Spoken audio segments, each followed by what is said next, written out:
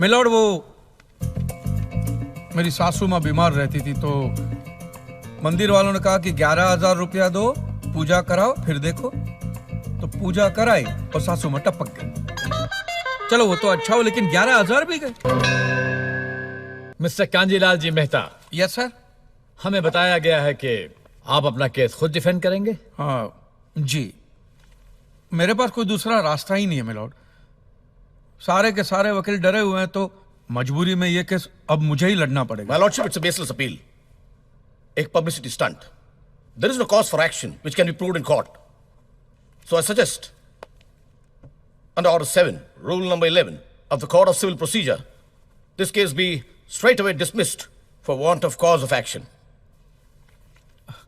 Milord, मैं इतनी ज्यादा अंग्रेजी तो समझता नहीं हूं, लेकिन इतना समझ गया हूं कि साहब ये कह रहे हैं कि इस केस को इसी वक्त बंद कर दिया जाए। बराबर, आप सही कह रहे हैं। मुझे तो इस केस की झंझट में पड़ना ही नहीं है मिलॉर्ड। हम तो गुजराती लोग हैं, धंधे वाले। भगवान हो या ना हो, इससे मुझे कोई फर्क नहीं पड़ता। ये तो इंश्योरेंस वालों ने कहा कि भगवान ने तुम्हारी दुकान गिराई है या भगवान की वजह से मेरी दुकान गिरी है, तो मैंने कहा ठीक है, भगवान मुझे उसके पैसे दे दे, केस खत्म। लेकिन भगवान तुम्हारी दुकान क्यों गिराएंगे? मूर्ख कहीं का। स्वामी जी प्लीज, जो कुछ भी कहना है विटनेस बॉक्स में आकर कहें।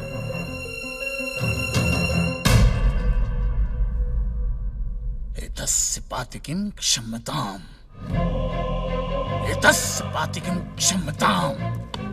ईश्वर इसके पापों को क्षमा करे। भगवान तुम्हारी दुकान क्यों गिराएंगे? मैं भी तो वही कह रहा हूं, भगवान मेरी दुकान क्यों गिराएंगे? उनको तो बहुत और भी इंपॉर्टेंट काम होते होंगे। तो आप ये इंश्योरेंस वालों से कह के मेरे पैसे दिला दीजिए, बात खत्म हो जाती है। इंश्योरेंस कंपनी भी आपके पैसे क्यों दे? इंश्योरेंस के टर्म्स एंड कंडीशंस पर आपकी साइन है।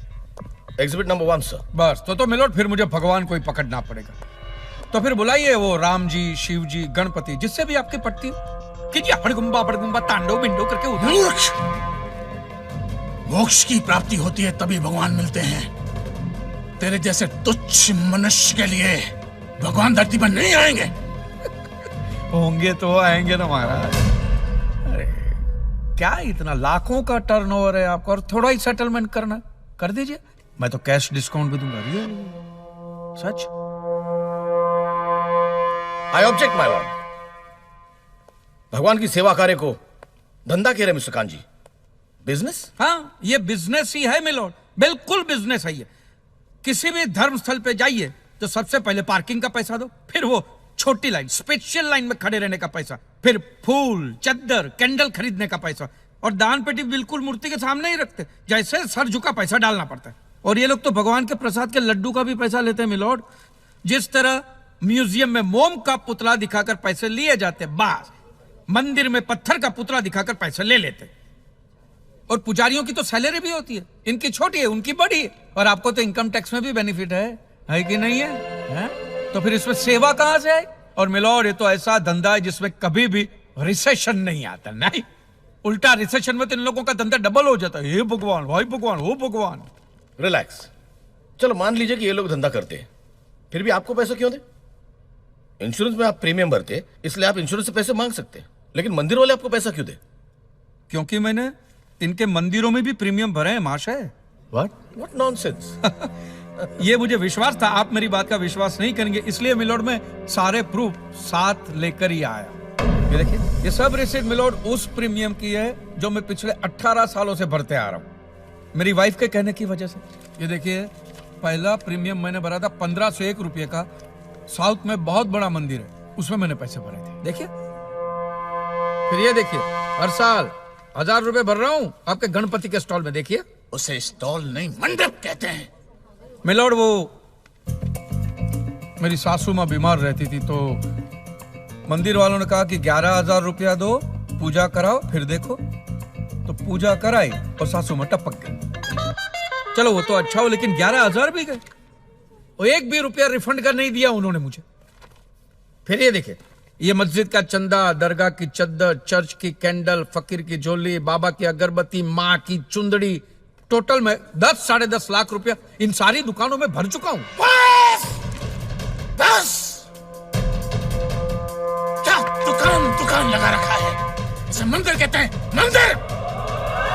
और मंदिर में लोग अपने परिवार की शांति और समृद्धि के लिए अपनी इच्छा से पैसा देते हैं। तो मैंने भी मेरे परिवार की शांति और समृद्धि के लिए ही पैसे भरे थे महाराज, कोई गन्ना चूसने के लिए इन्वेस्ट नहीं किए थे।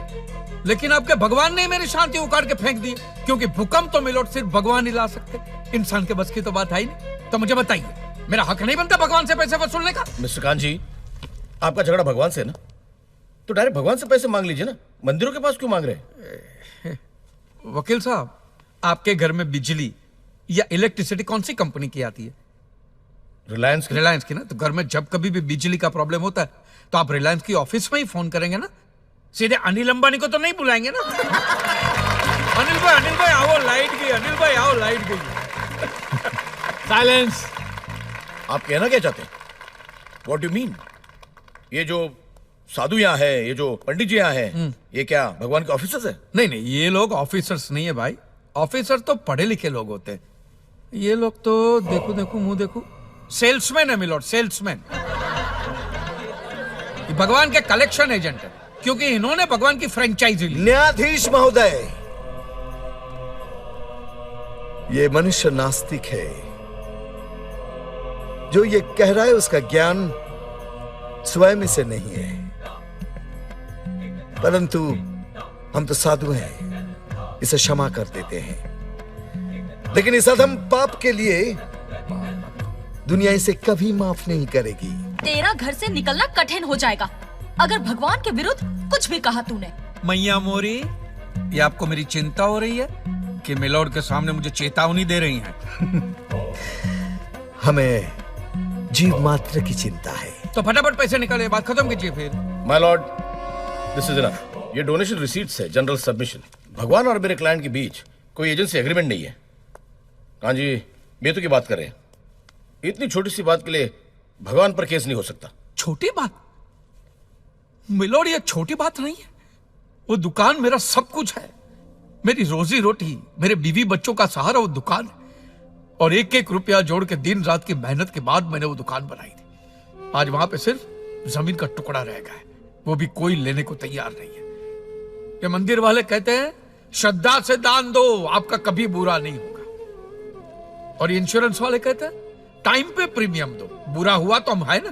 तो मैंने तो दान भी दिया है मिलोड, और प्रीमियम भी भरे, और आज दोनों के दोनों ने हाथ ऊपर कर लिए। मैं एक मामूली आदमी, मिडिल क्लास मैन, मेरा परिवार, मेरे बीवी बच्चे रास्ते पे आ जाएंगे। नहीं मिलोड, आपको मेरी बात इस अदालत में रखने का मुझे मौका देना ही चाहिए, और भारत का संविधान भी मुझे मेरी बात इस अदालत में रखने का हक देता है। Please milord.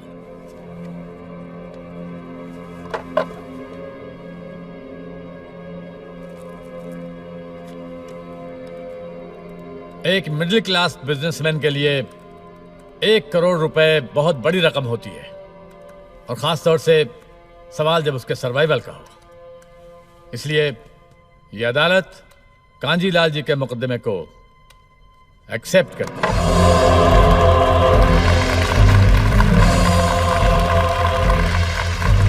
साइलेंस।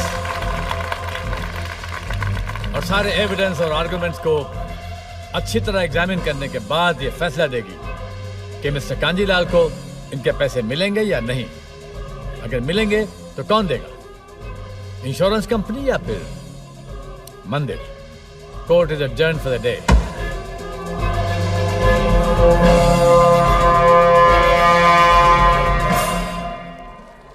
रुकिए महाराज, अब आप लोगों को जितनी पूजा करनी हो, आरती करनी हो, जितना घंटा हिलाना हो, सब हिला लीजिए आप। आपके भगवान ने मेरे अकेले की दुकान गिराई है ना, तो अब मैंने अकेले ने उसकी सारी दुकानों पे ताले नहीं लगवाए ना महाराज, तो मेरा नाम भी कांजी लालजी मेहता नहीं। और ये मेरी आप लोगों के लिए कोई चिंता फिंता नहीं, खुली नंगी चेतावनी। यस।